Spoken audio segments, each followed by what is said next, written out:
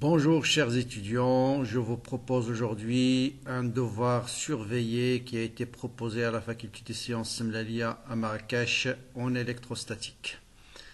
Le sujet est composé de deux exercices que vous pouvez télécharger dans la description de la vidéo.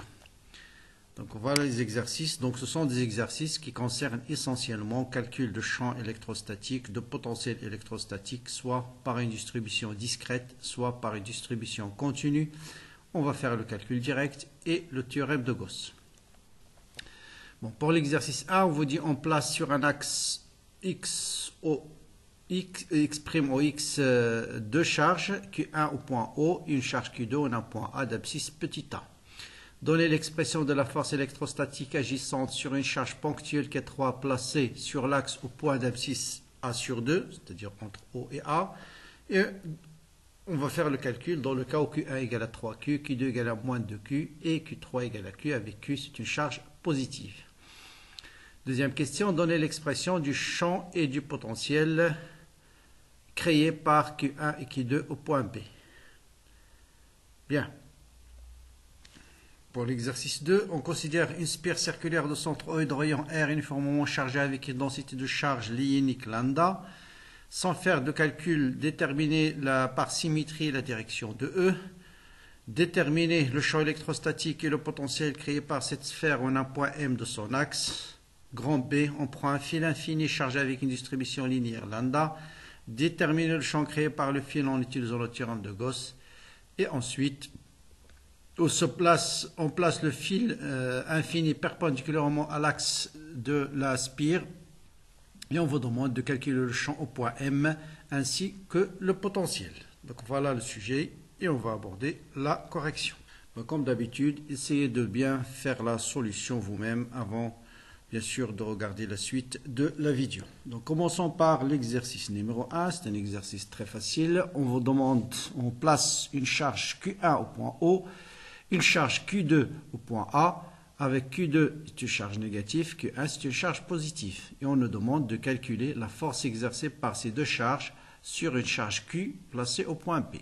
Là, il faut bien comprendre la définition de la force électrostatique.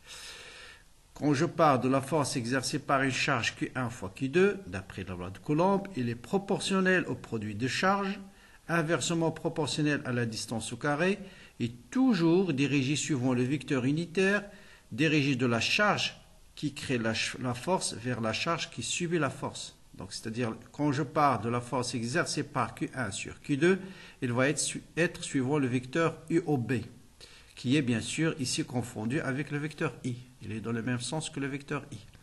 Après, il suffit de remplacer Q1 par sa valeur, Q2 par sa valeur, et vous allez trouver l'expression de la force. Donc, je remplace Q1 par 3Q, Q3 par Q, donc 3Q au carré, et A carré sur 4, je simplifie par 4, ça vous donne pi epsilon 0 A carré, et je remplace UOB par I.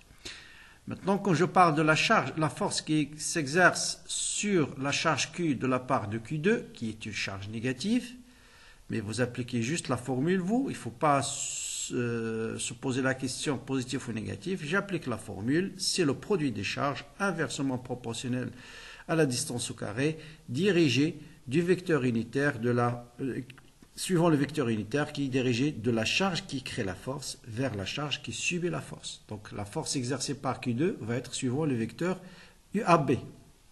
UAB qui est dans le sens opposé à I. D'accord? Mais sachant que Q2 c'est moins 2Q, je vais remplacer UAB par moins I, les signes moins vont disparaître et donc je vais avoir 2Q carré sur 4 pi epsilon 0 A carré suivant I. La même chose ici en simplifiant par 4, il vous reste pi epsilon 0 A carré. Donc vous voyez que les deux forces, ils ont le même sens, c'est normal. Là vous avez deux charges positives, ils se repoussent, donc la charge est vers l'extérieur. Là vous avez Q et Q2, ce sont des charges négatives, ils s'attirent. D'accord? La force exercée par Q2 sur Q1 va être dirigée bien sûr vers Q2. Et donc la force totale, il suffit de faire la somme. Là vous avez 3Q carré plus du carré, 2Q au carré, ça vous donne 5Q carré sur pi epsilon 0 A carré. Donc voilà pour la force électrostatique. Bien. Maintenant on nous demande de calculer le champ créé par ces deux charges au point B. Donc là, il ne faut pas refaire le calcul. Bien sûr, c'est le champ créé par la charge Q1 plus le champ créé par la charge Q2 et ainsi de suite. Mais si vous connaissez la force électrostatique en un point, vous pouvez déduire directement le champ en ce point créé par toutes les forces, les charges qui créent cette force. Pourquoi? Parce que par définition, la force subie par une charge est égale à quoi? Est égale à la charge multipliée par le champ qui existe au point où se trouve la charge. Donc là, je ne vais pas refaire le calcul de la force du champ créé par Q1 plus le champ créé par Q2. Je vais écrire juste la force qui s'exerce sur Q, c'est Q fois un vecteur. Et ce vecteur, c'est le champ vectoriel qui se trouve au point où se trouve la charge Q. Donc directement, le champ créé par Q1 et Q2, ce sera 5Q sur pi epsilon 0 à carré. Là aussi, vous voyez bien que c'est un champ qui est suivant I, c'est normal. C'est une charge positive, le champ est dirigé de la charge vers l'extérieur. C'est une charge négative, le champ est dirigé vers la charge. Donc les deux, ils ont le même sens. Et donc, on arrive à cette expression-là. Bon, pour le potentiel, c'est une grandeur scalaire. Là, il n'y a pas de problème. C'est juste la somme des potentiels. Donc, le potentiel au point M, c'est le potentiel créé par Q1, plus le potentiel créé par Q2. Il suffit de remplacer Q1 et Q2 par leur valeur. Et vous avez le potentiel total. Maintenant, on va passer au deuxième exercice. Donc avant de passer au deuxième exercice, je vais vous rappeler les différentes étapes que j'ai déjà discutées dans le cours que j'ai présenté sur la chaîne pour calculer le champ par la méthode directe. C'est cette étape-là qui vous pose quelques problèmes. Mais je pense que j'ai largement expliqué ce principe dans la vidéo qui est réservée au calcul du champ électrique par la méthode directe. Je vous rappelle juste les méthodes, la méthode à suivre. Donc d'abord, on vous donne un système de charge et on vous demande de calculer le champ par la méthode directe. Toujours la symétrie et les invariances. Premier point, pour simplifier au maximum l'expression du champ électrique. Deuxième étape, vous déterminez juste l'expression du champ créé par une charge élémentaire D de Q, en remplaçant bien sûr D de Q par sa valeur et en paramétrant le problème correctement. Troisième étape, c'est ne calculer que la composante utile, c'est-à-dire les composantes non nulles. Et qui sont, comment on connaît les composantes non nulles? C'est la symétrie qui nous dit quelles sont les composantes non nulles. Et enfin, bien sûr, passer au calcul. Si vous avez des variables dépendantes, il faut les exprimer en fonction d'une seule variable. Bon, on va essayer d'appliquer ce canevas-là dans l'exercice suivant. L'exercice, c'est une spire circulaire, c'est le cas le plus classique, qui est placée dans le plan X, Y, Z, plutôt Y, Z, ici c'est Z, et dans l'axe de la spire, on l'appelait l'axe X, et on nous demande de calculer le champ en un point M de l'axe de la spire. Donc, quelle sera la direction du champ au point M? Très simple, c'est la symétrie. Là, on a une charge de même signe, donc pas de plan d'antisymétrie, impossible, il faut chercher des plans de symétrie. Quels sont les plans de symétrie qui passent par le point M? Comme j'ai dit dans la cour, il faut toujours les décrire M plus deux vecteurs ou deux axes. Vous voyez bien que le plan MXY, ce plan-là, qui coupe la spire en deux, c'est un plan de symétrie. Parce que l'image d'un point ici, c'est un point là. Et la charge contenue dans ce point, c'est la même qui est dans la charge dans son symétrique. Donc c'est un plan de symétrie. La même chose, MYZ, XZ plutôt, XZ ici c'est XZ, c'est ça, XZ, ce plan-là est un plan de symétrie. L'image de ce point, c'est celui-là. Donc vous voyez bien que les deux contiennent la même charge. Quelle est l'intersection de ces deux plans? C'est l'axe des X, donc directement le champ va être suivant I. Donc rien qu'en appliquant les règles de symétrie, je sais que le champ total au point M suivant Y est égal au champ total suivant Z égal à 0. Donc il n'a qu'une seule composante qui est la composante suivant X. Bien, deuxième étape, c'est déterminer le champ créé par une charge élémentaire. Donc essayez de prendre un élément de charge quelconque, D de Q, qu'il faut paramétrer bien sûr par les coordonnées polaires. Là je suis dans le plan XY, donc le D de Q, et comme j'ai une distribution linéaire, D de Q, ce sera lambda D de L. Et donc le champ, voilà, tout ce qu'il faut écrire, c'est D de Q égale à lambda D de L. Et appliquer la définition de champ créé par une charge élémentaire D de Q, par définition, c'est 1 sur 4 pi epsilon 0, D de Q sur R carré fois U. R, c'est la distance entre l'élément de charge et le point où je calcule le champ.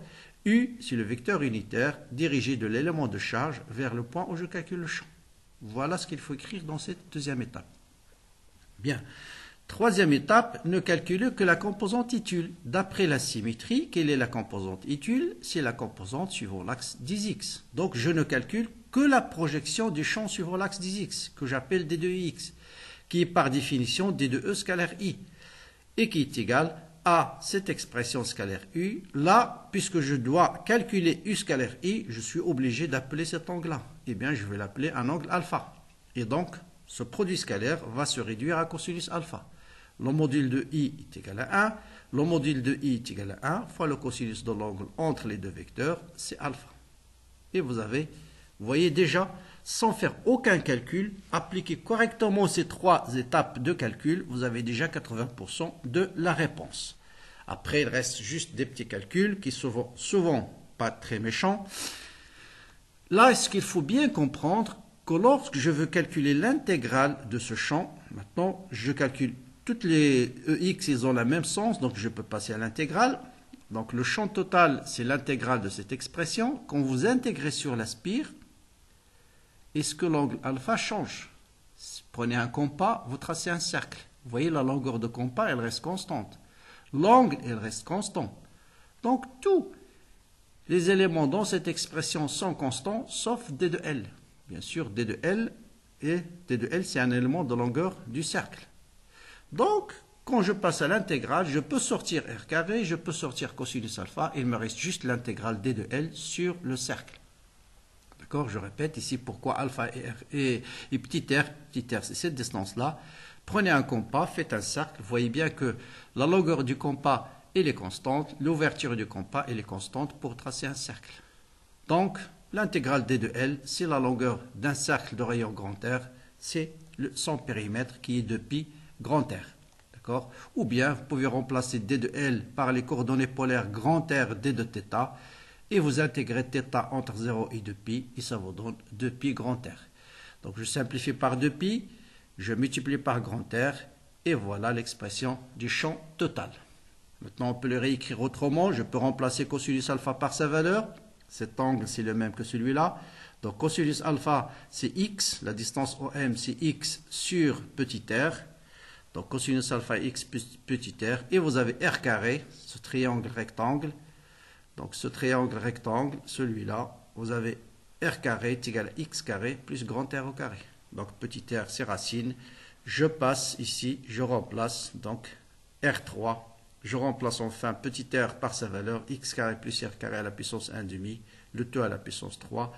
Donc, ça vous donne le champ à la puissance 3 demi. Donc, voilà l'expression du champ électrique au point M de l'axe. Donc, vous voyez, c'est la méthode générale à suivre pour calculer le champ par la méthode directe. Toujours la symétrie, prendre un élément de charge, le paramétrer correctement. Est-ce que c'est un élément de surface, un élément de longueur, un élément de volume? Choisir correctement le système de coordonnées adapté au système. Après, vous passez au calcul. Bien. Maintenant, on va déduire le potentiel. Bon, si je connais le champ, bien sûr, je peux calculer le potentiel et inversement. J'utilise la relation E égale à moins gradient de V. Si je connais le potentiel et on me demande de calculer le champ, là c'est l'inverse. Je connais le champ et on me demande le potentiel. Donc j'utilise la relation D de V égale à moins E scalaire D de L. Or, le champ il est suivant X, donc D de L va se réduire à D de X. Parce que D de L, dans le cas général, c'est D de X suivant I, plus D de Y suivant J, plus D de Z suivant K. Mais comme le champ il est suivant EX, seule composante qui va rester de ce produit scalaire, c'est EX scalaire DX. Bon, après, vous passez à l'intégrale. Bon, c'est une intégrale très classique, hein, que vous avez calculé, je ne sais pas combien de fois en électrostatique. Il suffit de remarquer que x d de x, c'est d de x carré. J'ajoute une constante, ça ne change rien. D'accord? Donc, d de x carré, c'est 2x d de x. Donc, je dois diviser par 2 pour avoir quelque chose qui est correct. Là, vous avez f à la puissance n, avec n, c'est moins 3 demi fois f'. Et la dérivée de f' fois f à la puissance n, c'est 1 sur n plus 1, f à la puissance n plus 1. Bon, 1 sur n plus 1, ça va vous donner 2 avec 2 va se simplifier. Et Moins 3 demi plus 1, c'est moins 1 demi. Donc ça va vous donner 1 sur racine carrée de x carré plus r carré plus une constante. Toujours dans le potentiel, on calcule la primitive plus une constante. D'accord? Et pour déterminer la constante, on utilise une condition sur le potentiel. Là, on va prendre le potentiel à l'infini est nul. Si x tend vers l'infini, ce terme tend vers 0. Donc 0 est égal à 0 plus c. Donc cette constante est nulle. Donc voilà pour le calcul de potentiel. Donc cette intégrale-là, il intervient dans beaucoup de calculs en électrostatique. Toujours essayer de l'écrire sous la forme f' fois f à la puissance n. Et l'intégrale, c'est 1 sur n plus 1, f à la puissance n plus 1. Dans ce cas, n, c'est moins 3 demi. Bien, donc voilà le potentiel créé par la spire au d'un point de l'axe. Bon, vous voyez bien que c'est un potentiel qui est symétrique par rapport à O. Bien, maintenant, on va passer à la deuxième partie. D'accord? Donc, deuxième partie, c'est le calcul de champ électrique par, cette fois-ci, le théorème de Gauss. Donc là aussi, on vous donne un champ qui est chargé avec une distribution linéaire moins lambda.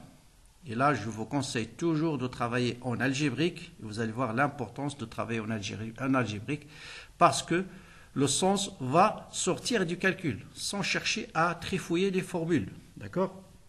Donc, première étape, c'est la symétrie. Toujours.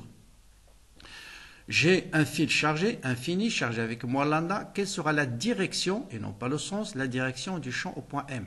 Est-ce qu'il y a des plans de symétrie? Bien sûr, il y a le plan de l'écran, qui est le plan M, ER, Z. C'est un plan de symétrie, parce que l'image d'un point, c'est lui-même. Et vous avez aussi le plan qui est perpendiculaire au plan de l'écran, qui est MER, θ. Pourquoi? Parce que l'image de ce point, c'est ce point. Et ces deux points contiennent la même charge, donc c'est bien un plan de symétrie. L'intersection des deux, c'est ER. Donc le champ et les suivants ER. Voilà la symétrie. Maintenant, les invariances. Vous avez un fil infini. Bon, tout ça, je l'ai expliqué dans le cours. Là, je donne juste un rappel. Si vous avez un fil infini, vous avez deux types d'invariance. Vous avez invariance par translation et vous avez invariance par rotation. Pourquoi par translation? Imaginez que vous êtes là. Vous observez un fil infini. Si vous vous déplacez sur l'axe Z, est-ce que le système change? Non, vous allez observer toujours le même fil infini, même symétrie. La même chose, vous êtes là, en cette position. Dans cette position, vous allez faire une rotation autour de l'axe. Vous changez l'angle θ. Est-ce que le fil change? Non, vous allez observer toujours le même fil. Donc vous avez invariance par translation et invariance par rotation. Par translation suivant Z. Mais on n'a pas invariance par translation suivant R. Pourquoi? Parce que là, je suis très proche du fil. Là, je suis très loin. Là, je suis encore plus loin. Donc, j'ai uniquement invariance par variation de Z et par variation de θ. Donc, le champ ne dépend ni de R, ni de Z, ni de θ. Il dépendra uniquement de R. Donc, remarquez bien que ici, l'invariance et la symétrie vont dans la direction et la dépendance du champ vis-à-vis des variables. Mais aucune information sur le sens de E. Qu'est-ce qui détermine le sens de E? C'est la nature des charges, le signe des charges. Mais là, vous ne vous préoccupez pas de ce sens-là, il va ressortir des calculs, si vous travaillez en algébrique, bien sûr. Donc, symétrie plus invariance me disent que le champ, il ne dépend que de R et les suivants ER. Plus ER ou moins ER, je vais le déterminer à partir en appliquant correctement le théorème de Gauss. Bien, pour appliquer le théorème de Gauss pour un fil infini, bon là, il n'y a pas de problème. La surface de Gauss la plus adaptée, c'est un cylindre. Pourquoi? Parce que sur la surface latérale, je vais calculer le champ en sous-point. Comment on choisit la surface de Gauss? Il faut que le champ n'est pas nul sur là où je calcule le champ. Le flux de champ n'est pas nul là où je calcule le champ. Pour avoir un flux non nul en sous-point, il faut que D de S soit parallèle. Et donc, il faut choisir une surface cylindrique. D'accord? Donc, le flux, toujours pour un cylindre, il faut le partager en trois flux. Flux à travers la base supérieure, base inférieure, flux latéral. Bon, je représente ici le champ par un vecteur suivant ER, mais ça peut être très bien suivant mon R. L'essentiel, c'est un vecteur qui est suivant ER. Hein, d'accord? Donc, le flux, vous voyez bien que sur la surface de base, ER est perpendiculaire à Z. Donc, le flux, il est nul. Il me reste donc juste le flux sur la surface latérale. Et pour calculer le flux sur la surface latérale, là, je vais utiliser les résultats de l'invariance. Les invariances me disent que le champ ne dépend que de R. Or, tous les points de la surface latérale sont à la même distance. Donc ces points-là, tous ces points-là, ils ont le même champ. Autrement dit, ce champ-là, il est constant sur la surface latérale. R est constante, donc ER est constant, donc je peux sortir ER de l'intégrale et l'intégrale de la surface latérale. Vous prenez un élément de surface latérale, c'est R d de θ d de z, ce qui est constant, c'est petit r. Vous intégrez d de z entre 0 et h, R d de θ entre 0 et 2 pi, et ça vous donne la surface latérale d'un cylindre qui est 2 pi r fois h. Donc voilà le flux. Maintenant qu'il y a la charge intérieure, donc la charge intérieure bien sûr, je reviens ici, la charge intérieure, c'est cette charge-là. Donc j'intègre d de L, lambda d de L entre là et là. Plutôt moins lambda d de L, parce que lambda est négatif. Donc ça va me donner une charge qui est moins lambda fois H. Donc, vous voyez. Maintenant, j'applique mon théorème de Gauss. Le flux est égal à moins lambda sur 2π epsilon 0. Et vous voyez bien que je trouve un champ qui est égal à moins lambda sur 2π epsilon 0 fois R. Je remplace dans l'expression que j'ai définie pour le champ électrique E, c'est E suivant ER, et vous voyez bien qu'il me ressort un champ qui est suivant moins ER, et ce qui est normal, parce que la densité de charge est négative. Donc vous voyez que le sens ressort directement des calculs si vous travaillez en algébrique. Bien sûr, si vous travaillez en module, faites attention, si vous travaillez en module, c'est autre chose. Si vous travaillez en module, par exemple, il faut représenter ici le champ à l'intérieur. Dans ce cas-là, vous allez avoir un flux négatif, d'accord? Le flux, ça sera négatif. La charge négative et l'intégrale et la charge va être lambda fois L, et donc vous allez retrouver un module qui est positif. Donc là, faites attention, est-ce que vous travaillez en module ou en mesure algébrique? Mais je préfère travailler en mesure algébrique, et vous aurez le résultat qui va ressortir sans problème. Bien, maintenant le potentiel. Bon, comme tout à l'heure, je connais le champ, je peux déterminer le potentiel par la relation E scalaire d de L. Là aussi, d de L, c'est d de R suivant ER, plus R d de θ suivant Oθ, plus d de Z suivant K. Mais comme le champ il est suivant ER, il me reste juste ER d de R. J'intègre l'intégrale d de R sur R, c'est le log de R, plus une constante. Pour déterminer la constante, on me dit qu'au log de 1, pour R égale à 1, on choisit un potentiel nul. Si vous remplacez R par 1 ici, vous allez avoir 0 égale à 0 plus C, donc C égale à 0. Donc voilà le potentiel créé par le fil en un point R quelconque. Bien, maintenant on veut déterminer le champ au point M créé par ces deux systèmes. Donc là, la seule chose, on connaît déjà l'expression du champ. Vous connaissez ici la distance entre le fil et le point M, c'est petit a. La distance entre le centre de la spire et le point M, c'est petit a. Qu'est-ce qu'il reste à déterminer? Juste la direction et le champ, la direction et le sens du champ créé par chaque système au point M. Eh bien, pour le champ électrique, on a dit le champ il est suivant moins EX. Donc le champ va être dirigé dans le sens opposé à EX. Il suffit de remplacer la distance par A, d'accord? Donc c'est normal parce que c'est une charge négative, le champ est dirigé vers la charge. Donc voilà le champ créé par le fil infini au point M. Là vous avez, c'est une charge positive, la spire est chargée positivement, donc le champ est dirigé de la charge vers l'extérieur. Donc le champ va être aussi suivant moins EX. Donc il faut faire attention, l'axe ici est dirigé dans ce sens-là. D'accord? Donc là c'est moins. Il suffit de remplacer X par A. Donc je répète, pourquoi moins? Parce que là, la spire il est chargée positivement. Donc le champ ici, ça sera dirigé de la charge vers l'extérieur. Par contre, si vous calculez par exemple le champ en axe de l'autre côté, ça va être suivant plus EX. Ah, d'accord? Autrement dit, là, le champ c'est une fonction impaire. Bien, donc voilà le champ créé par la spire. Si vous faites la somme, bien sûr, c'est le champ total.